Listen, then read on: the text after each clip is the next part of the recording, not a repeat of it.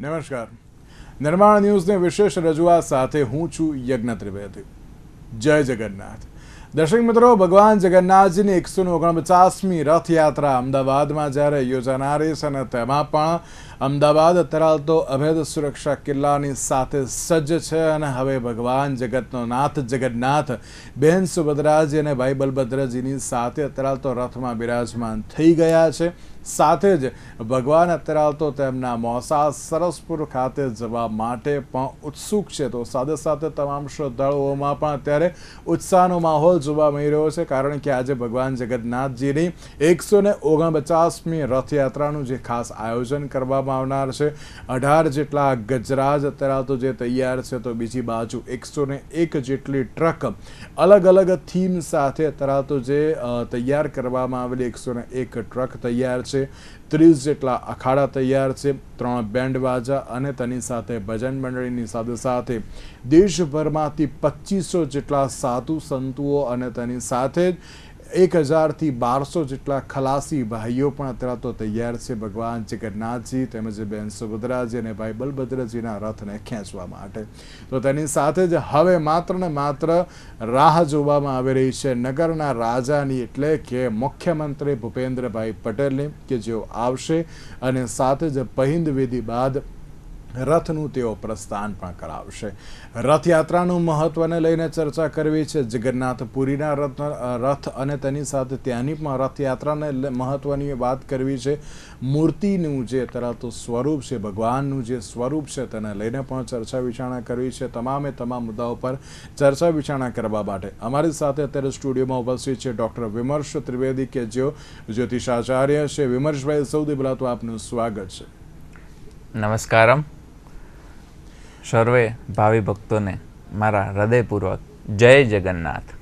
જય જગન્નાથ. વિમર્શભાઈ, જ્યારે આપણે જગતનો નાથ જગન્નાથજીની જ્યારે આપણે નગર યાત્રાની વાત કરતા આવીએ, દરેક લોકોમાં એક ઉત્સાહનો માહોલ જોવા મળી રહ્યો છે, એક ઉમંગ જોવા મળી રહ્યો છે, કારણ કે આજે જગતનો નાથ જગન્નાથ એ અત્યારે જે દર્શન કરવા માટે અને તેની સાથે દર્શન આપવા માટે આવી રહ્યા છે.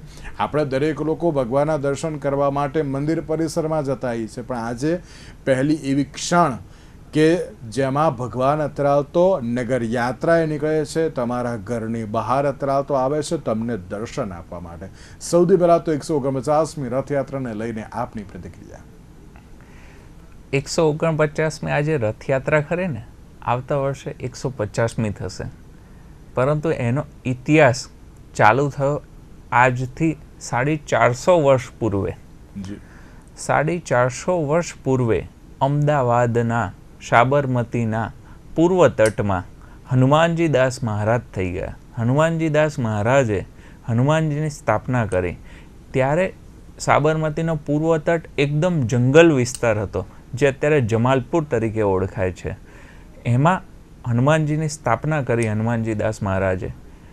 હનુમાનજી દાસ મહારાજના શિષ્ય, પરમ શિષ્ય થઈ ગયા સારંગદાસજી મહારાજ. સારંગદાસજી મહારાજ ભગવાન જગન્નાથના અત્યંત પ્રિય શિષ્ય હતા. એઓ દર વર્ષે જગન્નાથપુરી જાય, દર્શન કરે અને પાછા આવે. જે વખતે એ દર્શન કરવા ગયા ત્યારે એમને સ્વપ્ન આપ્યું ભગવાને કે મારી મૂર્તિ તું તારા હનુમાનજીનું જે મંદિર છે ને એના લીમડામાંથી તું મારી મૂર્તિ બનાવ અને એમાં હું અવશ્ય બિરાજમાન થઈશ. એવું સ્વપ્ન આવીને એમને દર્શન આપ્યા, સ્વપ્ન દર્શન સ્વરૂપે. સારંગદાસજી જગન્નાથપુરીથી પાછા આવ્યા અને ગુરુજીને વાત કરી કે ગુરુજી, મને આવું સ્વપ્ન આવ્યું છે અને મારે આવું કામ કર્યું છે. તો કે ભગવાનમાં વાર શું, એમણે કાર્યનું આરંભ કર્યો અને લીમડાના લાકડામાંથી 3 મૂર્તિ બનાવી, ભગવાન જગન્નાથજી, બલદેવજી અને બહેન સુભદ્રાજીની. આ 3 જે મૂર્તિ બનાવી પછી એનું સ્થાપન કર્યું. પરંતુ ત્યાં જ આ ઇતિહાસ અટકતો નથી. સારંગદાસજી મહારાજના શિષ્ય થઈ ગયા. એમણે 150 વર્ષ પહેલાં આ રથયાત્રાનો પ્રારંભ કરાવ્યો અને એમણે ભગવાન જગન્નાથજીએ ફરીથી સ્વપ્ન દર્શન આપ્યું અને એવું કીધું કે મારી રથયાત્રા કાઢો અને દરેક ભાવિ ભક્તોને હું દર્શન આપવા પોતે જઈશ. જગતનો નાથ પોતે જ્યારે આપણું સ્વપ્ન દર્શન આપે ત્યારે એ સ્વપ્ન દર્શન કેવું હશે, કેવું અનેરું હશે. માટે આજથી 149 વર્ષ પૂર્વે એમણે આ જે રથયાત્રા ખરી એનો પ્રારંભ કરાવ્યો અને ભગવાને એવું પાછું કીધું પણ ખરા કે સરસપુરમાં મારું મોસાળ બનાવજો. સરસપુરને મોસાળ કીધું છે. એમને જે આદેશ કર્યો ને એ સ્વપ્ન આદેશમાં બધું જ થયું હતું. અને એ વખતે 149 વર્ષ પૂર્વે બળદગાડીમાં અને બળદગાડામાં અને ઘોડાગાડીમાં એ વખતે ભાવપૂર્વક એમણે આ રથયાત્રાનો પ્રારંભ કરાવેલો. આ રીતે રથયાત્રાની શરૂઆત થઈ અને આજે આપણે 149મું વર્ષ જોઈ રહ્યા છે. આ જે 149 વર્ષ ખરા ને એમાં અત્યંત ભગવાન જગન્નાથજીને અત્યંત સંઘર્ષો આવ્યા, રથયાત્રામાં અત્યંત તકલીફો આવે, પરંતુ દરેકનું સમાધાન પણ થયું. એના માટે થઈને દરેકના કામ પણ થયા અને દરેકનું નિવારણ પણ થયું. બિલકુલ બિલકુલ સાચી વાત છે. અને તે જ અનુસાર જ્યારે ભગવાન જગન્નાથજીની અત્યારે તો વાત કરીએ તો ભગવાન જગન્નાથજીને 149મી જ્યારે રથયાત્રાની વાત કરીએ તે છે તો અત્યારે તો ઘણી મહત્ત્વની, કારણ કે જ્યારે ભગવાનની આપણે વાત કરીએ ને તો જ્યારે આ ભગવાન જે અત્યારે તો રથમાં બિરાજમાન તો થઈ ગયા છે અને તેની સાથે જ જ્યારે અત્યારે વાત કરવામાં આવે તો દરેક લોકોમાં એક ઉત્સાહનો માહોલ પણ અત્યારે તો જોવા મળી રહ્યો છે. અને તેની સાથે જે અત્યારની વાત કરવામાં આવે તો અત્યારે દરેક લોકો માત્ર ને માત્ર એક જ બાબત અત્યારે તો કહી રહ્યા છે કે હવે ભગવાનના જ્યારે દર્શનની વાત અત્યારે તો જે કરવામાં આવે તો અત્યારે ભગવાનના દર્શન કરવા માટે મંદિરમાં આજે નહીં જવું પડે. આજે ભગવાન અત્યારે તો જે દર્શન આપવા માટે અત્યારે તો આવી રહ્યા છે તેને લઈને પણ એક ઘણી મહત્ત્વની બાબત કહેવામાં આવે છે. જ્યારે આજની વાત કરીએ ને તો આજે જ્યારે મંગળા આરતીનું જે ખાસ આયોજન કરવામાં આવ્યું, ત્યારબાદ નેત્રોત્સવ વિધિ પણ અત્યારે તો જે કરવામાં આવી અને ત્યારબાદ પહિંદ વિધિનું પણ જે આયોજન કરવામાં આવશે તે પણ ઘણું મહત્ત્વનું છે. કારણ કે જ્યારે જે જગતનો નાથ જગન્નાથની આપણે વાત કરીએ ને જ્યારે એ અત્યારે તો જે જતા હોય ત્યારે મામાના ઘરે તેની પહેલાં તેમનો રથ તૈયાર કરવામાં આવે, તેમના માટે અત્યારે તો સુંદર સુંદર વાઘા તૈયાર કરવામાં આવે અને ત્યારબાદ તેમના માટે અત્યારે તો માત્ર એક વ્યક્તિ પરંતુ લાખો શ્રદ્ધાળુઓ તેમની સાથે અત્યારે તો મામાના ઘરે જે જતા હોય છે ને તે માહોલ પણ અત્યારે તો અનેરો જોવા મળતો હોય છે. દર્શક મિત્રો, આપ જે રીતના દ્રશ્યો જોઈ રહ્યા છો તે અત્યારે તો જગન્નાથજી મંદિર પરિસર ખાતેના છે કે જ્યાં અત્યારે ચુસ્ત પોલીસ બંદોબસ્ત પણ અત્યારે જે ગોઠવી દેવામાં આવ્યો છે. આપ જે રીતના દ્રશ્યો જોઈ રહ્યા છો કે અમદાવાદ ખાતે 10 જેટલા આઈજી, ડીઆઈજી, 26 જેટલી પોલીસ રેન્જ બનાવવામાં આવી છે. તેની સાથે જ એક પોલીસ કમિશનર, એક જેસીપી, 42 ડીસીપી, 88 એસીપી, 303 જેટલા પીઆઈ, 673 જેટલા પીએસઆઈ, ટોટલ 30,000 જેટલા પોલીસ જવાનો અને સાથે 15 જેટલી એસઆરપીની ટુકડી, 1,000 જેટલા બીએસએફ આર્મીના જવાનો પણ અત્યારે તો ઉપસ્થિત છે. તો અત્યારે ભગવાને પણ ગાર્ડ ઓફ ઓનર આપવામાં આવશે. સાથે જ આપ જે રીતના દ્રશ્યો જોઈ રહ્યા છો કે અત્યારે ખૂબ જ મોટી સંખ્યામાં પોલીસ જવાનો પણ અત્યારે તો ઉપસ્થિત છે મંદિર પરિસર ખાતે. કયા પ્રકારનું ખાસ આયોજન છે, અભેદ સુરક્ષા બંદોબસ્ત અત્યારે જે પ્રમાણે ગોઠવવામાં આવ્યો છે યોગ્ય છે કે નહીં તેને લઈને પણ અત્યારે જે તપાસ હાથ ધરવામાં આવી રહી છે. સાથે સાથે દરેક લોકોમાં એક ઉત્સાહનો માહોલ પણ અત્યારે જે જોવા મળી રહ્યો છે અત્યારે તો ભગવાન જગન્નાથજીની જે રથયાત્રાને લઈને. સાથે સાથે અત્યારની જો વાત કરવામાં આવે તો અત્યારે જે પ્રમાણેનો માહોલ જોવા મળી રહ્યો છે તે ચોક્કસ એક ઉત્સાહનો માહોલ તો અત્યારે તો કહી શકાય. વિમર્શભાઈ, એક મહત્વનો સવાલ એ પણ કે જ્યારે આપણે 149મી જ્યારે રથયાત્રાની વાત કરવામાં આવે તો જ્યારે 149મી જે રથયાત્રાનું જે આયોજન તો અત્યારે કરવામાં આવ્યું છે, પણ જ્યારે આપણે એમ કહીએ ને કે આપણે જ્યારે એક સામાન્ય વ્યક્તિ આપણે તો છીએ, સામાન્ય જનતામાં આપણે તો આવીએ, આપણે જ્યારે મામાના ઘરે જતા હોઈએ ને ત્યારે મામા અત્યારે તો ઘણી બધી જે તૈયારીઓ કરી લેતા હોય છે. તેમના દ્વારા જે ખાસ અલગ અલગ આયોજન પણ જે કરવામાં આવતા હોય છે કે ના ભાઈ મારો ભાણિયો આવે છે તો તેના માટે હું અલગ અલગ ખાસ વ્યંજન બનાવું, 56 ભોગ ધરાવતું જે મૂકું, તેવી ધરાવતું જે બાબત જોવા મળતી હોય છે. પણ આજે જ્યારે ભગવાન જગતનો નાથ જગન્નાથ જ્યારે ધરાવતું જે મોસાળે જઈ રહ્યા છે, એક અલગ જ પ્રકારનો ઉત્સાહ ધરાવતો જે જોવા મળી રહ્યો છે સરસપુર ખાતે પણ, સરસપુર વાસીઓમાં પણ. આપ તેને પણ કઈ રીતે જોઈ રહ્યા છો?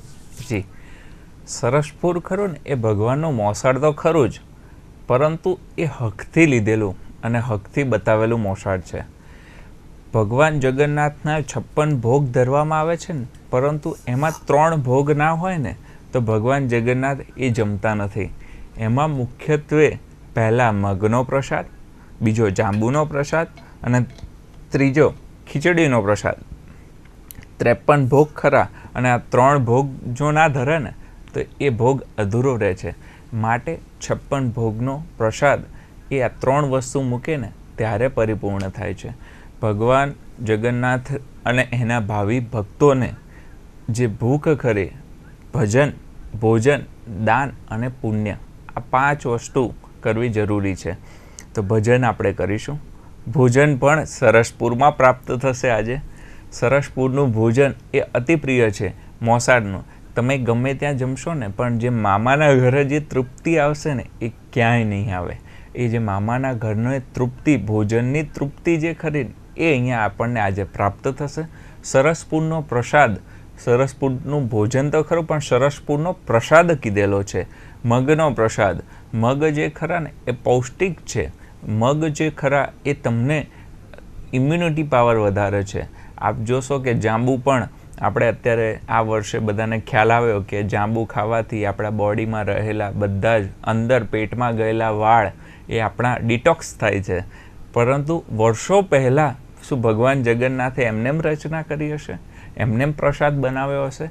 માટે એ પ્રસાદ સ્વરૂપે અને આ જે સિઝન ચેન્જ થાય છે એની ડિટોક્સ અને ઇમ્યુનિટી વધારવા માટે પણ એ પ્રસાદ આપવામાં આવે છે. એટલા માટે જ સરસપુરનો આ જે પ્રસાદ ખરો ને એ વખણાય છે અને એનું પાછળનું આ સાયન્ટિફિક રીઝન છે. બિલકુલ બિલકુલ સાચી વાત છે. ને એ જ પ્રમાણે એમ કહેવાય ને વિમર્શભાઈ કે આપણે જ્યારે ભગવાનની વાત કરીએ ને તો ભગવાનના અંતરાલ તો જે દર્શન કરવા એક આખી અલગ વાત છે. અને તેની સાથે અત્યારે ઘણા બધા એમ કહેતા હોય છે કે ભાઈ આની પાછળ પ્રૂફ શું છે, આની પાછળ સાયન્સ છે કઈ, તો અમે અત્યારે તો તેને ફોલો કરીશું. પણ એમ કહેવાય ને કે આમાં દરેક બાબતમાં અત્યારે તો સાયન્સ અંદર જ રહેલું છે ને તેવી બાબત પણ સામે આવતી હોય છે.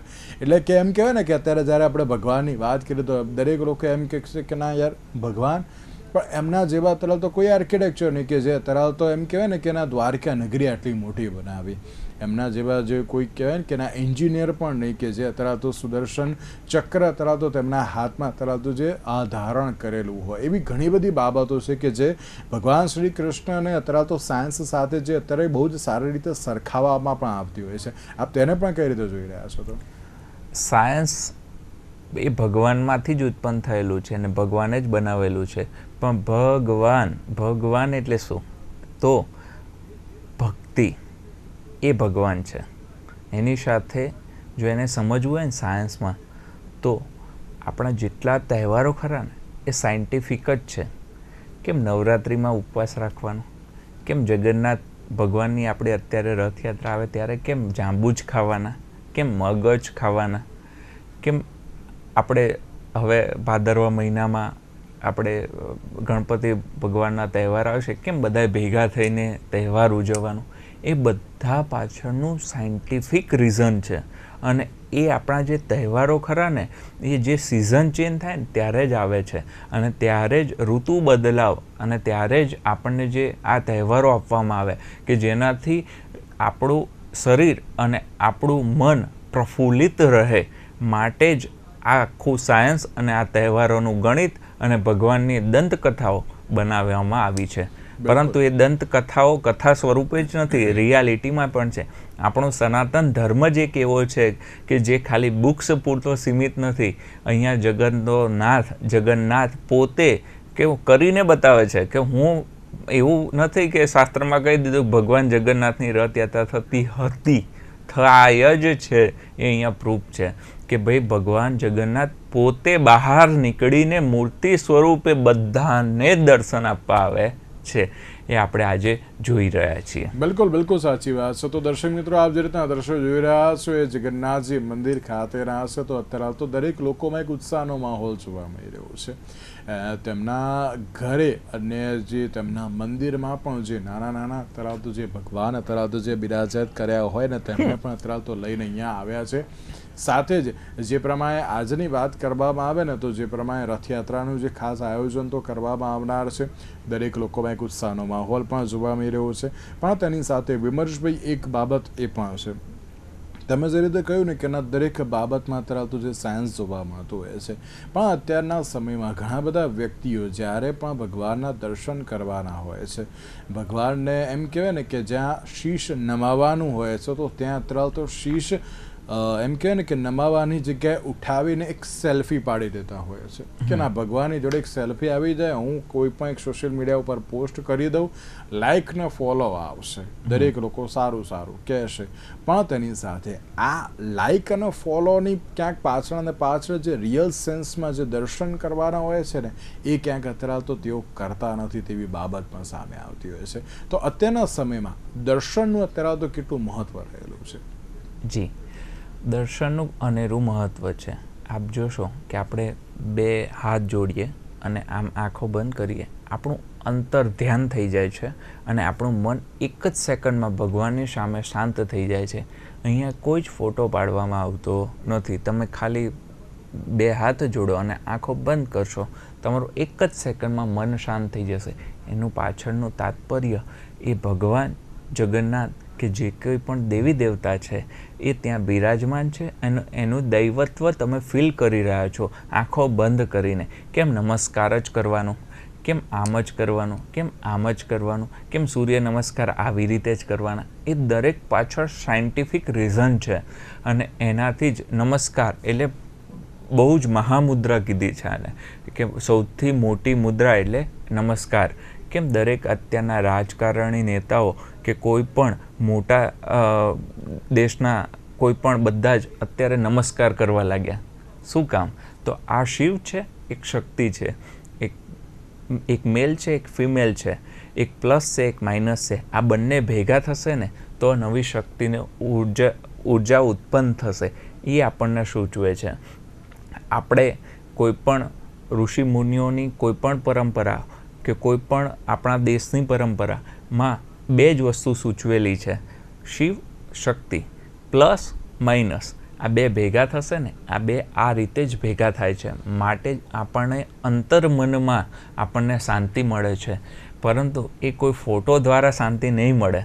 એ ફોટો તમને યાદગીરી સ્વરૂપે 100% રાખી શકાય ને લઈ શકાય, પરંતુ એનાથી તમારી પણ ઉર્જા ઓછી થશે અને ભગવાનના દૈવત્વ એટલે એની પણ ઉર્જા ઓછી થશે. ભગવાનના ફોટાઓની પાછળ જે ચક્ર સ્વરૂપે રહેલું છે ને, એ એની ઉર્જા છે. આપણો પડછાયો છે ને, એ પણ એક ઉર્જા છે, એ પણ એક ઓરા છે. એ ઓરા તમારી પણ વીક થશે અને ભગવાનનું દૈવત્વ એટલે અંદર જે પોઝિટિવ વાઇબ્સ રહેલા છે એ પણ ઓછા થઈ શકે છે. માટે આપ સર્વેને નમ્ર વિનંતી છે મારી કે બને તો ભગવાનને અંતર ધ્યાનથી જુઓ, ના કે ફોટા સ્વરૂપે જુઓ. માટે અંતર ધ્યાનપૂર્વક જોવું એ વધારે સારું રહેશે. બિલકુલ બિલકુલ. જી જી જી, આપ કઈ કહેતા હતા? જી હા, એની પાછળ પણ ઘણી બધી રહેલું છે કે જગન્નાથપુરીમાં જ કેમ રથયાત્રાનું શું મહત્ત્વ અને જગન્નાથપુરીમાં કેવી રીતે એ થયું અને ત્યાં કેમ અંતર ધ્યાન થયું અને ત્યાં કેમ કયા એવા કારણોસર ભગવાન અધૂરા રહ્યા. એની પાછળનું કારણ પર અત્યારના જે મનુષ્યનો ધીરજ ખૂટી રહેલો જે સ્વભાવ છે એનું જ કારણ ત્યાં છુપાયેલું છે. બિલકુલ બિલકુલ સાચી વાત છે. અને તમે જે રીતે સ્વરૂપની વાત કરી, તો સ્વરૂપ પાછળમાં એક દંતકથા અત્યારે તો જે જોડાયેલી છે, આપ તેને પણ કઈ રીતે ભણાવશો? જી, એની પાછળની જે સ્કંદ પુરાણ અનુસાર ભગવાન જગન્નાથની આખું હું તમને સ્કંદ પુરાણ અનુસાર જણાવીશ.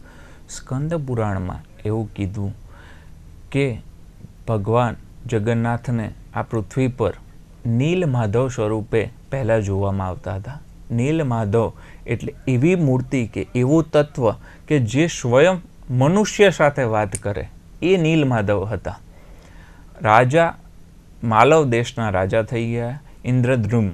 એમને એવી ઈચ્છા જાગી અને એમને કોઈ એવી જાણ કરી કોઈ ઋષિમુનિએ કે તમારે એ નીલમાધવના દર્શન કરવા જોઈએ, પરંતુ એ નીલમાધવ ક્યાં રહેલા છે એ કોઈને ખ્યાલ નથી. અને એ નીલમાધવ એવા સ્વરૂપે રહેલા છે કે જે મનુષ્ય સાથે સ્વયં વાતો કરે છે. એ તત્વ, એ વસ્તુ કે એ મૂર્તિ એ સ્વયં વાતો કરે છે. માટે ઇન્દ્રદ્રુમને એવું ઈચ્છા થઈ કે મારે દર્શન કરવા છે. માટે એ વખતના એમના રાજદૂત અને રાજપુરોહિત વિશ્વાવસુને, એવી વિદ્યાપતિને એવો આદેશ કર્યો કે તમે આ નીલમાધવને શોધી લાવો અને નીલમાધવને તમે શોધખોળ કરો, મારે એના દર્શન કરવા છે. અહીંયાથી કથાનો પ્રારંભ થાય છે અને પરિપૂર્ણ તરફ આપણે જઈશું કે નીલમાધવને જે એમની દર્શન કરવાની ઈચ્છા જે હતી ને, એટલા માટે થઈને એમણે જે વિદ્યાપતિને કામ સોંપ્યું. એટલે વિદ્યાપતિ આખા ભારત દેશમાં ભ્રમણ કર્યું, કેટલાય નદી પર્વતો ઓળંગ્યા, નીલમાધવનો કોઈ સમાચાર મળ્યા નહીં. પરંતુ સાબર પ્રજાતિને આ ખ્યાલ હતો. સાબર જાતિના લોકોને એમણે સંપર્ક કર્યો અને કોઈ પણ રીતે એમના ઘરે ગયા અને નીલમાધવની જે મૂર્તિના દર્શન કરવા છે એવી ઈચ્છા વ્યક્ત કરી. પરંતુ એમ ભગવાન કોઈને ઇઝીલી પ્રાપ્ત થતા નથી. સાબર પ્રજાતિના વિશ્વાવસુ નામના વ્યક્તિને એમણે પરિવારમાં એ સ્થાયી થયા. સમયાંતરે એમના ઘરે જે રહેવામાં આવ્યું ત્યારે એમની સુપુત્રી લલિતા સાથે એમના પ્રેમ સંબંધ થયો. પ્રેમ સંબંધ થવાથી એમના આગળ લગ્ન કરાવ્યા. પરંતુ પોતે હતા તો રાજદૂત અને પોતે શું કામ કરવા આવ્યા હતા એ તો જાણવું અને સમજવું જરૂરી છે ને. એટલે ઇન્દ્રદ્રુમને આદેશ હતો કે ભાઈ તમે કોઈ પણ રીતે કોઈ ગમે એટલો સમય થાય તમે આનું જાણી લાવજો. એટલે લલિતા સાથે લગ્ન કર્યા. અને પેલું કહે છે ને કે પ્રેમ કંઈ પણ કરાવે. પ્રેમમાં લલિતાને પૂછ્યું કે રોજ સવારે તમારા પિતાશ્રી જંગલ તરફ જાય છે અને પાછા આવે ત્યારે એમના ચહેરા પર અનેરો રોનક હોય છે, એનું રહસ્ય મને જણાવો ને. તો કે એનું પાછળનું મૂળ કારણ છે ને એ નીલમાધવ છે. અને નીલમાધવની એ સેવા અર્ચના કરવા, એટલે પોતે આદિવાસી જાતિના હતા, એટલે કે એ જંગલમાં જાય છે અને પાછા આવે છે જેવી પૂજા ફાવે એવી. એટલે ભક્તિમાં તો એવું કીધું કે તમે ખાલી એક અગરબત્તી કરશો ને ભાવપૂર્વક તો પણ ભગવાન સ્વીકાર કરશે. તો નીલમાધવનું જે સ્વરૂપ ખરું એના દર્શનનું વ્યક્ત કર્યું કે મારે દર્શન કરવા છે પોતાના સસરાને. એટલે વિશ્વાવસુએ એવું કીધું કે હું દર્શન 100% કરાવીશ. વિદ્યાપતિને એવું કીધું, પણ તમારા આંખે હું પટ્ટી બાંધીને લઈ જઈશ. આ બાજુ વિદ્યાપતિ પણ હોશિયાર, એમણે આંખે પટ્ટી બાંધી દીધી, પરંતુ રાઈના દાણા જોડે લઈ લીધા અને જ્યાં જ્યાં જતા ગયા ત્યાં રાઈના દાણા વેરતા ગયા. આગળ જતા એમને જંગલમાં, ગાઢ જંગલમાં એક મોટા પર્વતની નીચે એક મંદિર આવ્યું. એ મંદિર આગળ એમના પટ્ટી ખોલી અને એમને નીલમાધવના દર્શન થયા. એ દર્શન શબ્દોમાં ના વર્ણવી શકાય એ રીતને એમણે વર્ણન કરેલું છે. આ નીલમાધવનું દર્શન કરીને એમને અનેરો આનંદ પ્રાપ્ત થયો. એનાથી આગળ કથા આગળ વધે છે. એમને પાછા લઈને આવે છે. હવે મૂળ તો રાજદૂત હતા, એટલે ઇન્દ્રદ્રુમને વાત કરી કે ભાઈ મેં આવું કર્યું છે અને રાઈના દાણા ઉગશે એટલે આપણને રસ્તો મળી જશે. વરસાદ પડ્યો, રાઈના દાણા ઉગ્યા. પણ ઇન્દ્રદ્રુમ અહંકાર આપણને મારે છે એ આપણને સૂચવે. ઇન્દ્રદ્રુમ આખું સૈન્ય લઈને જંગલ તરફ ગયો. સૈન્ય લઈને જંગલ તરફ ગયો ને રાઈના દાણા વેરેલા હતા એ રસ્તે ગયો. એટલે અહંકારે એને બાળ્યો. અહંકારના લીધે થઈને ભગવાન અંતર ધ્યાન થઈ ગયા, ત્યાંથી જતા રહ્યા. ત્યાં ના મંદિર રહ્યું ના ભગવાન પોતે રહ્યા. માટે આજે અંતર ધ્યાન થઈ ગયા ને એટલે ઇન્દ્રદ્રુમને એટલો પછતાવો થયો કે જેની કોઈ સીમા નથી. પછી એમણે ભગવાનને પ્રાર્થના કરી અને ક્ષમા માગી કે મારી ભૂલ થઈ ગઈ છે ભગવાન, પણ તમે મને દર્શન આપો. ત્યારે આકાશવાણી થઈ અને ભગવાને કીધું કે હું જગન્નાથપુરીના દરિયામાં લાકડા સ્વરૂપે મળીશ અને અતિ સુગંધિત લાકડું હશે અને એના ઉપર પદ્મનું ચિહ્ન હશે એવા લાકડા તને મળશે અને ત્યાંથી તું આગળ વધજે. થોડો સમય ગયો, એ લાકડું મળ્યું. ઇન્દ્રદ્યુમ્ન રાજાએ એવું જ પદ્મ ચિહ્નવાળું અને એ લાકડું મળ્યું. એનાથી પછી હવે શું કરવું આગળ જતા? તો આગળ દંતકથા આગળ વધે છે કે એ લાકડાને હવે કરવું શું? મુખ્ય પ્રશ્ન એવો આવ્યો. તો એ જે લાકડું ખરું ને, એ લાકડાને ભગવાને પાછો સ્વપ્ન આદેશ કર્યો કે તમારા ત્યાં એક સુથાર આવશે, વ્હાઈટ દાઢીવાળા, બરોબર, અને એ જે સુથાર આવે એને તમે આ કામ સોંપજો. વિમલભાઈ, હું આપને અહીંયા રોકવા માંગીશ. ગુજરાત રાજ્યના ડીજીપી અત્યારે હાલ તો ઉપસ્થિત થયા છે, મલિક સાહેબ, કે જે અત્યારે હાલ તો જગન્નાથજી મંદિર ખાતે તેઓ ખાસ ઉપસ્થિત થયા છે. આપ જે રીતના દ્રશ્ય જોઈ રહ્યા છો તે જગન્નાથજી મંદિર ખાતેના છે. ગુજરાતના ડીજીપી જે અત્યારે હાલ તો ખાસ ઉપસ્થિત થયા છે, કે જેઓ અત્યારે ભગવાન જગન્નાથજીના જે રથ પર અત્યારે જે બિરાજમાન છે તેમના દર્શન અત્યારે જે કરી રહ્યા છે, તેમના પરિવારજનો સાથે તેઓ ખાસ જે અત્યારે જે ઉપસ્થિત છે. તો એઝ એ મલિકજી જે અત્યારે તો ઉપસ્થિત થયા છે, સાથે જ અમદાવાદના પોલીસ કમિશનર જે અનુપમસિંહ ગહેલોત છે તે પણ અત્યારે તો ત્યાં ઉપસ્થિત છે, અને સાથે જ તેઓ અત્યારે તો જે ભગવાનના જે દર્શન પણ કરી રહ્યા છે.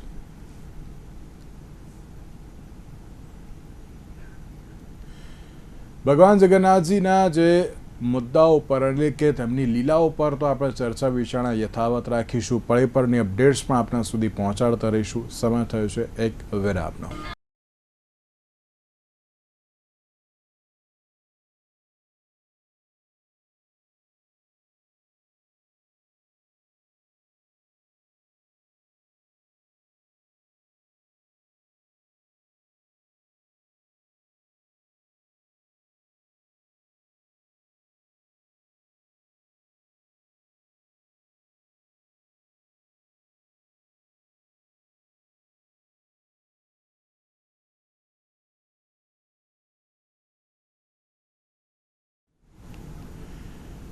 નમસ્કાર, વિરામત ફરી એકવાર આપનું સ્વાગત છે. તો દર્શક મિત્રો, જે પ્રમાણે 149મી રથયાત્રાને લઈને ચર્ચા વિચારણા કરી રહ્યા છે, આવી રીતના દ્રશ્યો જોઈ રહ્યા છો.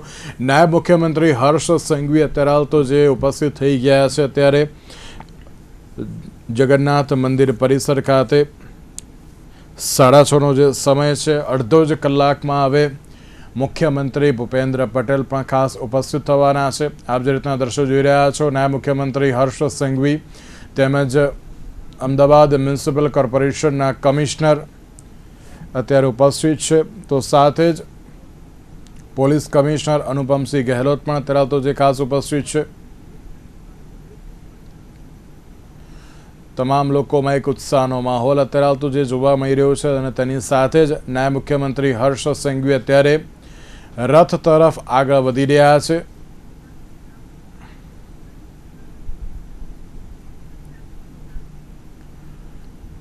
તમામ અત્યારે તો પોલીસ અધિકારીઓ પણ જે મંદિર પરિસર ખાતે ખાસ ઉપસ્થિત છે. તો નાયબ મુખ્યમંત્રી હર્ષ સંઘવી અત્યારે રથમાં બિરાજમાન એવા ભગવાન જગન્નાથજીના દર્શન અત્યારે તો કરી રહ્યા છે. તો સાથે સાથે તમામ જે વ્યવસ્થાઓ કરવામાં આવી છે પોલીસ પ્રશાસન દ્વારા તેમજ તંત્ર દ્વારા, તેનું પણ અત્યારે તો ખાસ તેઓ નિરીક્ષણ પણ કરી રહ્યા છે. તો બીજી બાજુ ભગવાન જગન્નાથજી, બેન સુભદ્રાજી અને ભાઈ બલભદ્રજી તૈયાર છે મામાના ઘરે એટલે કે મોસાળ તરફ જવા માટે. આપ જે રીતના દ્રશ્યો જોઈ રહ્યા છો, નાયબ મુખ્યમંત્રી હર્ષ સંઘવી સહિત ડીજીપી એસ જે મલિક, અમદાવાદ મ્યુનિસિપલ કોર્પોરેશનના કમિશનર બંછાનિધિ પાની તેમજ જગન્નાથજી મંદિરના trustee Mahendra Jha, Ahmedabad police commissioner Anupamsinh Gehlot અત્યારે ત્યાં ઉપસ્થિત છે. આયોજન અત્યારે તો કઈ રીતનું છે તેને લઈને પણ ખાસ ચર્ચા વિચારણા અત્યારે તો જે કરવામાં આવી રહી છે. તો બીજી બાજુ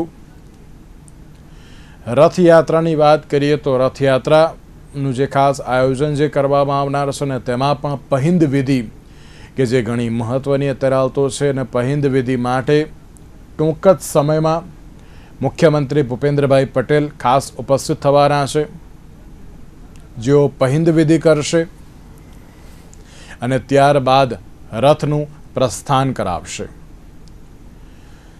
તો આપણી સાથે જ આ મુદ્દાઓ પર ચર્ચા વિચારણા કરવા માટે સ્ટુડિયોમાં ઉપસ્થિત છે ડૉક્ટર વિમર્શ ત્રિવેદી, કે જેઓ જ્યોતિષાચાર્ય છે. વિમર્શભાઈ, ફરી એકવાર આપનું સ્વાગત છે. વિમર્શભાઈ, જે પ્રમાણે આપણે ભગવાન જગન્નાથજીની જ્યારે નગર યાત્રા એટલે કે રથયાત્રાની વાત કરી રહ્યા છે, આપ એક દંતકથા કહેતા હતા, તેને આપ હવે આગળ કેવી રીતે આપ વર્ણવશો? જી, તો એ જે ઇન્દ્રદ્યુમ્નને જગન્નાથપુરીમાંથી પદ્મચિહ્નવાળું લાકડું મળ્યું, એમાંથી એમણે જે મૂર્તિ બનાવવાની હતી એમાં એમને સ્વપ્ન આદેશ થયો ભગવાન જગન્નાથનો, એ પહેલાં નીલમાધવનો. અને નીલમાધવે એવો આદેશ કર્યો કે આજથી આ મૂર્તિ બનાવવા માટે એક સુથાર આવશે તમારી સભામાં અને જગન્નાથ સ્વરૂપે એને બિરાજમાન કરજો.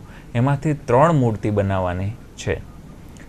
સુથાર આવ્યો અને સફેદ દાઢીવાળા, એ એકચ્યુઅલીમાં હતા તો વિશ્વકર્મા ભગવાન જ. વિશ્વકર્મા ભગવાને એવી શરત મૂકી કે હું તમારે આ જે લાકડું ખરું એમાંથી મૂર્તિ તો બનાવી આપીશ, પરંતુ મને એક ઓરડો, એક રૂમ આપો કે જેમાંથી કોઈ પણ અવાજ બહાર ના જાય અને બને એટલો ઓછો અવાજ બહાર જાય અને અંદર કોઈનો પણ પ્રવેશ આપવો નહીં. આ શરત ઇન્દ્રદ્યુમ્ને સ્વીકારી અને ભગવાન વિશ્વકર્માએ કામ ચાલુ કર્યું. ઘણા દિવસો સુધી અવાજ આવ્યો, હૃદય ધબકતું હોય એવો અવાજ આવે, મૂર્તિઓનો અવાજ આવે, લાકડાઓ કપાતા હોય એવો અવાજ આવે, બધો જ અવાજ સાંભળ્યો. પરંતુ 2 દિવસ પછી એ અવાજ બંધ થઈ ગયો. એના 2 દિવસ થયા એટલે એમની રાણી હતી ગુંડીચા, એમને એવી ઈચ્છા થઈ કે આ અવાજ બંધ થઈ ગયો છે અને આ સુથાર જેણે ખાધું નથી, પીધું નથી, શું અંદર દેવ તો નથી થઈ ગયા ને, અંદર એમણે દેહત્યાગ તો નથી કરી દીધો ને? એ જોવા માટે થઈને એમણે ઓરડા ખોલાવી દીધા અને અંદર જોયું તો ભગવાન વિશ્વકર્મા અદૃશ્ય થઈ ગયા હતા અને મૂર્તિ અધૂરી રહી ગઈ. માટે એના હાથ બાકી હતા, પગ બાકી હતા, નીચેનું આખું શરીર બાકી હતું. ઇન્દ્રદ્યુમ્નને ઘણો પછતાવો થયો કે ભગવાન, મારી ભૂલ થઈ ગઈ, મારા પરિવારની ભૂલ થઈ ગઈ, ક્યાંક મારા પરિવારમાં ખોટ રહી ગઈ, તો એ ખોટ દૂર કરજો. ફરીથી ભગવાને આદેશ કર્યો કે આ જે અપૂર્ણ મૂર્તિ છે ને એમાં જ હું પરિપૂર્ણ થઈને રહીશ, એવો હું તમને આશીર્વાદ આપું છું. અને આ જે મૂર્તિઓ ખરી ને 3 એ અપૂર્ણ થઈને પણ પરિપૂર્ણ રહેશે, પરંતુ એના માટે થઈને તું જગન્નાથપુરીમાં ભવ્યાતિ ભવ્ય મંદિર બનાવ અને એવું મંદિર બનાવ કે જે કોઈએ પણ જોયું ના હોય. વિશ્વભરમાંથી, આખા ભારત દેશમાંથી શિલ્પકારો બોલાવવામાં આવ્યા અને માલવ દેશના રાજા ઇન્દ્રદ્યુમ્ને એ મંદિર ભવ્યાતિ ભવ્ય બનાવ્યું, જે આજે પણ જગન્નાથપુરીમાં અત્યારે પણ એક પણ વસ્તુ તૂટ્યા વગરનું અખંડ રૂપે ઊભેલું છે કે જેનો પડછાયો ક્યાંય દેખાતો નથી. અને સૌથી મહત્ત્વની વસ્તુ એની ઉપર રહેલું ચક્ર કે જે ક્યાંયથી પણ જુઓ સીધું જ દેખાય છે. શું એવું વાસ્તુશાસ્ત્ર હશે, શું એવું શિલ્પ સ્થાપત્ય હશે જે આજનો સાયન્સ એને ઉકેલી જ નથી શકતું? તો એ વખતની ટેકનોલોજી બેસ્ટ હશે કે અત્યારની ટેકનોલોજી બેસ્ટ રહેશે, એ આપણે સમજવું રહ્યું. બિલકુલ બિલકુલ સાચી વાત છે.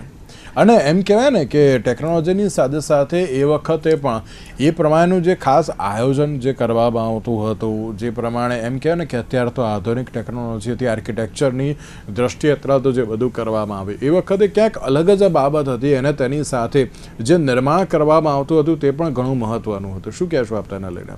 સાચી વાત છે. એ વખતનું નિર્માણ આજે પણ શિલ્પ સ્થાપત્ય જે હજારો વર્ષથી મંદિર ઊભેલું છે, મંદિર તો ઊભેલું છે, અંદરનું દૈવત્વ પણ એઝ ઇટ ઇઝ છે.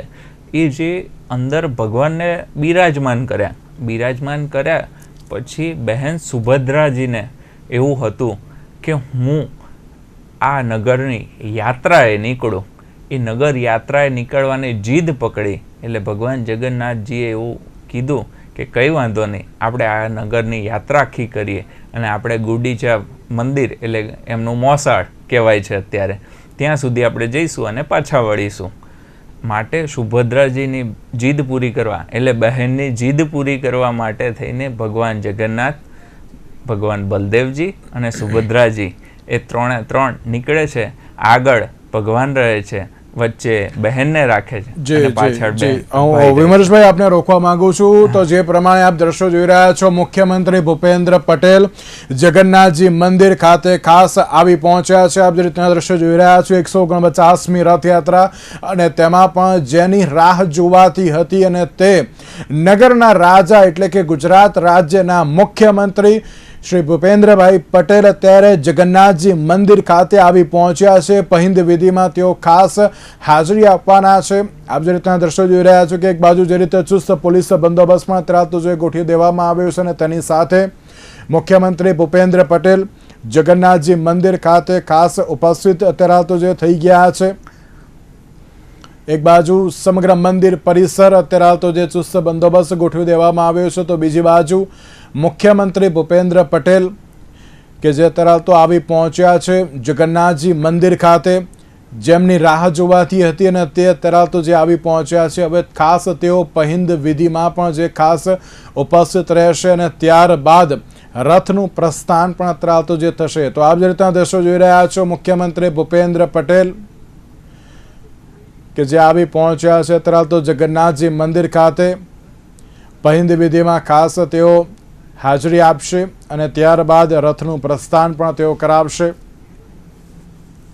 તો મુખ્યમંત્રી ભૂપેન્દ્ર પટેલ આવી પહોંચ્યા છે અત્યારે હાલ તો જગન્નાથજી મંદિર પરિસર ખાતે કે જ્યાં ટ્રસ્ટી મહેન્દ્ર ઝા તેમજ દિલીપદાસજી મહારાજજી, નાયબ મુખ્યમંત્રી હર્ષ સંઘવી તેમના સ્વાગત માટે અત્યારે તો જે ખાસ ઉપસ્થિત છે. તો જે પ્રમાણે ભગવાન જગન્નાથજીની 149મી રથયાત્રા મુખ્યમંત્રી ભૂપેન્દ્ર પટેલ અત્યારે જગન્નાથજી મંદિર પરિસર ખાતે ખાસ ઉપસ્થિત થયા છે. ટૂંક જ સમયમાં પહિંદ વિધિમાં પણ તેઓ જોડાશે.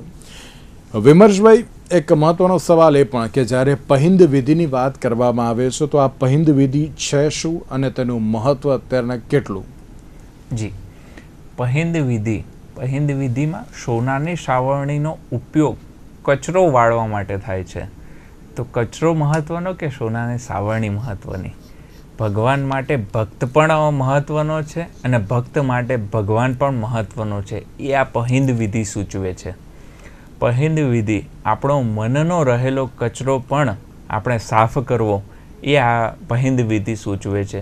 પહિંદ વિધિમાં પહેલાં રાજા, મહારાજા અને અંગ્રેજોની શાસન વખતે જે તે સમયના કલેક્ટર કે જે તે સમયનો વડો એ પહિંદ વિધિ કરતો અને આ રથયાત્રાનો પ્રારંભ કરાવતા હતા. રાજા મહારાજાઓ વખતે રાજા પોતે કરતા હતા, પરંતુ અત્યારનો લોકશાહી હોવાથી લોકોનો રાજા એટલે ગુજરાતનો રાજા એટલે આપણા ભૂપેન્દ્રભાઈ પટેલ એ પોતે પહિંદ વિધિ કરાવશે. અને પહિંદ વિધિ એટલે જે આપણા શરીરમાં અને આપણા મનમાં રહેલા દુર્ગુણોનો વિનાશ કરો તો જ ભગવાન અંદર પ્રવેશ કરશે અને તમે ભગવાનને સમજી શકો. એ પહિંદ વિધિ આપણને સૂચવે છે. પહિંદ વિધિ એ કરવી ખૂબ જરૂરી છે. માટે એનો પ્રારંભ આપણા જે ઋષિમુનિઓ દ્વારા કરાવવામાં આવ્યો હતો. બિલકુલ સાચી વાત છે. અને તે જ અનુસાર મુખ્યમંત્રી ભૂપેન્દ્ર પટેલ, નાયબ મુખ્યમંત્રી હર્ષ સંઘવી અત્યારે જે ઉપસ્થિત છે જગન્નાથજી મંદિર પરિસર ખાતે કે જે હવે ટૂંકા સમયમાં પહિંદ વિધિનું જે ખાસ આયોજન જે કરવામાં આવ્યું છે ને તેની સાથે જ પહિંદ વિધિ બાદ રથનું પ્રસ્થાન પણ કરાવશે. વિમર્શભાઈ, જ્યારે અત્યારની વાત કરવામાં આવે તો અત્યારના સમયમાં યુવાઓ ભગવાન તરફ એટલે કે સ્પિરિચ્યુઆલિટી તરફ અત્યારે તો વધ્યા છે આગળ. ઘણા બધા વ્યક્તિઓ જે ધાર્મિક મહત્વને અત્યારે તો સમજીને તે રીત રિવાજ અનુસાર પણ અત્યારે તો આગળ વધ્યા છે. પણ તેની સાથે દર્શનનું મહત્વ અત્યારના સમયમાં કેટલું છે? કારણ કે અત્યારે એમ કહેવાય ને કે ચલો સેલ્ફીઝ લેવી ને બધું બરાબર છે, પણ દર્શન અત્યારે તો જે કરવા એ પણ ઘણું મહત્વનું છે. તમે એ પણ કહ્યું. પણ તેની સાથે યુવાઓએ આજના સમયમાં શ્રી કૃષ્ણને પોતાના મનમાં ઉતારવા પણ કેટલા જરૂરી છે? જી, ખૂબ સરસ પ્રશ્ન છે આપનો. યુગ પરિવર્તન આવે ને ત્યારે કૃષ્ણ પરમાત્મા પ્રથમ આવે છે.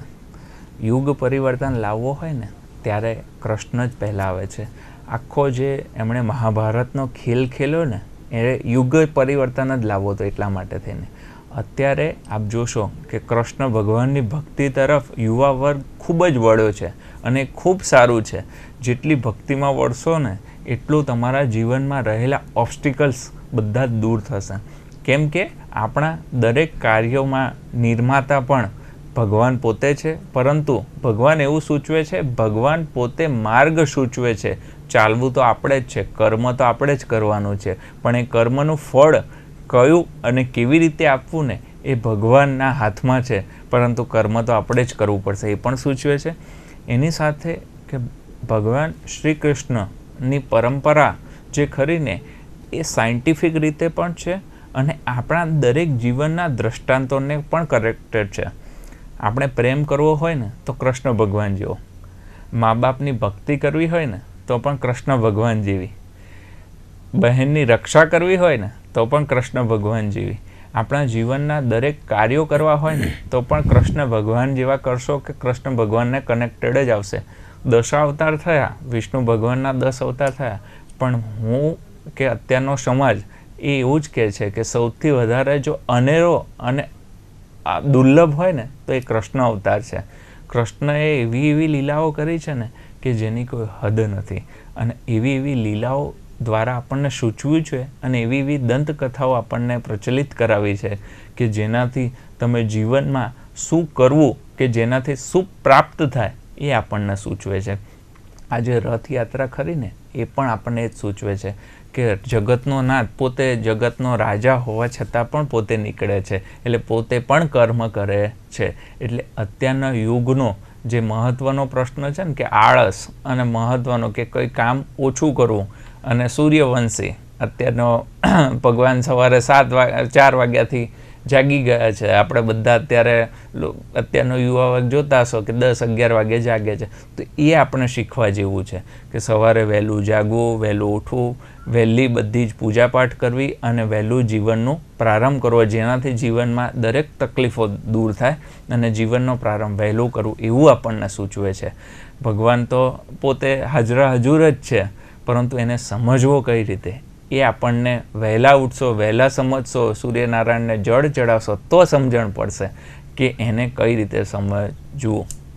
બિલકુલ સાચી વાત છે. અને અત્યારના સમયમાં એમ કહેવાય ને કે ભગવાન શ્રી કૃષ્ણને અત્યારે તો માત્ર ને માત્ર જોઈને ફોટોઝ અત્યારે તો લઈને રીલ્સ અત્યારે તો જે બનાવીને એનાથી અત્યારે તો નહીં, પણ તેમને સમજીને, તેમને જાણીને, તેમની અંદરથી અત્યારે તો ઘણી બધી બાબતો શીખીને પણ આગળ વધવું એ બહુ જરૂરી છે. અને તેની સાથે વિમર્શભાઈ એક બાબત એ પણ છે કે જ્યારે આપણે ભગવાનની વાત કરીએ તો ભગવાન જગન્નાથજી અત્યારે તો જે ખાસ એમ કહેવાય ને કે રથમાં બિરાજમાન થઈ ગયા છે, મામાના ઘરે અત્યારે તો જઈ રહ્યા છે. દરેક લોકોમાં એક અનેરો ઉત્સાહ અત્યારે તો જે જોવા મળી રહ્યો છે. ભક્તોનો જે અત્યારે તો આજે ઉત્સાહ છે, શ્રદ્ધાળુઓનો જે ઉત્સાહ છે, આમાં કોઈને પણ ઇન્વિટેશન કાર્ડ આપીને અત્યારે તો જે બોલાયા નથી, એ લોકો એમની જાતે જ અત્યારે તો આવી પહોંચ્યા છે. આપ એ ઉત્સાહને પણ કઈ રીતે જુઓ છો? જી, ભગવાન છે ને એ આપણને કોઈ આમંત્રણ આપતો નથી. ભગવાન પોતે આ જેટલા પણ ભાવિ ભક્તો ખરા ને એણે ભગવાનને બોલાવ્યા છે એવું સમજવું, પણ વગર આમંત્રણે બોલાવ્યા છે.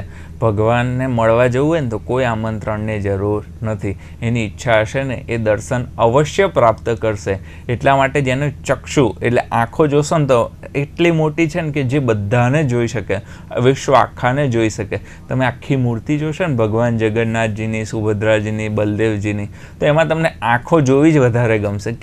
કેમ કે એ નયન રમ્ય છે, તમને બહુ જ ગમશે. એ એટ્રેક્ટિવ એટલી છે કે એના મય સમાઈ લે છે, તમને એટલી બધી આકર્ષિત આપણને કરે છે કે જેનાથી તમે એને સ્તબ્ધ થઈ જાય તમારી આંખો અને એને જ જોવી ગમે અને એનું દરેક વસ્તુ આપણને જોવી ગમશે. એમનો શ્રૃંગાર અતિશય પ્યારો છે. એનાથી આગળ કે નીલ માધવ એટલે લીલા અને કાળા રંગનો મિક્સ એ ભગવાન જગન્નાથ છે. ભગવાન જગન્નાથ એકદમ કૃષ્ણ સ્વરૂપે એટલે કાળા સ્વરૂપે બ્લેક આપણને દેખાય છે. એ બ્લેક નથી, એ અંધકારનો માંથી જ નીકળેલો પ્રકાશ છે એવું સમજવું, એવું આપણને સૂચવે છે. અને આ જે મૂર્તિઓ ખરી ને એનો જે મહિમા છે ને એ પણ અનેરો છે, કેમ કે અંદર એનું દૈવત્વ રહેલું છે અને દૈવત્વ આપણને એટ્રેક્ટ કરે છે. આપણને ભગવાન બોલાવતો નથી, ભગવાને આપણને બોલાયા છે એવું સમજવું. એનાથી આગળ કે આજે અતિશય ભગવાનનો જાપ કરો, દાન પુણ્ય કરો, યથાશક્તિ લોકોને ભોજન કરાવો. અને હું તો એવું કહું છું કે જો તમારા જીવનમાં કોઈ પણ ઓબ્સ્ટિકલ્સ આવતા હોય ને તો ભગવાન જગન્નાથજી મંદિરમાં યથાશક્તિ દાન દક્ષિણા તો આપજો જ, પણ એની સાથે મગનું દાન કરજો, શેરડીનું દાન કરજો અને ગજરાજોને ખવડાવજો, જેનાથી તમારા જીવનના રહેલા દરેક વિઘ્નો દૂર થશે. એવા ભગવાન જગન્નાથ એવું સૂચવે છે. એટલા માટે જ ગજરાજોને પહેલાં રાખવામાં આવે છે. ગજરાજો પહેલાં એટલે જ ચાલે છે આગળ કે એમના રસ્તામાં આવતા દરેક વિઘ્નો દૂર થાય. બિલકુલ સાચી વાત છે ને એટલા જ માટે એમ કહેવાય ને કે આપણે ભગવાન જગન્નાથજીની જે રથયાત્રા છે તેનું મહત્વ પણ અનેરું છે. અને તેની સાથે જ આ મુદ્દાઓ પર ચર્ચા વિચારણા તો અત્યારે તો એમ કહેવાય ને કે કરવી એક દિવસ અત્યારે તો ઓછો પડી જાય ને તે અત્યારે તો પરિસ્થિતિ છે. તેની સાથે વિમર્શભાઈ આપનો ખૂબ ખૂબ આભાર અમારી સાથે આ ચર્ચા વિચારણામાં જોડાવા માટે. ધન્યવાદ. નમસ્કારમ. તો દર્શક મિત્રો, બળેપણની અપડેટ્સ આપને નિર્માણ ન્યૂઝ પહોંચાડતું રહેશે. સમય થયો છે એક વિરામ.